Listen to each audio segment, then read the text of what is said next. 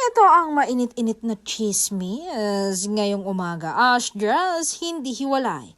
May mga Ashdres keepers nang nalulungkot. Hindi na raw kasi nila madalas makitang magkasama ang kanilang idolo na si Ashtin Olvega at Andres Mulak.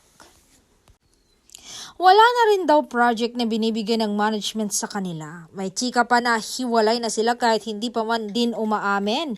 Nilinaw niya sa isang panayam na walang katotohanan ito at nananatili silang close at okay sa isa't isa on-cam man at off-cam. Sabi nga ng aktor, suportado daw nila ang isa't isa ni Ashtin. I don't know where it came from. Maybe kasi wala kaming work together. I understand there are other artists but we are good behind the camera. We don't have to show anything. But lumalabas nga kami minsan pag hindi kami busy pareho. Hindi naman daw lahat ay kailangan ipakita sa harap ng mga tao. Sa pangalang aktor, it does not always have to be in front of people. Hindi porket di kami nakikita, wala na. Hindi ganon, hindi ko hahayaan na mapunta si Ash sa iba.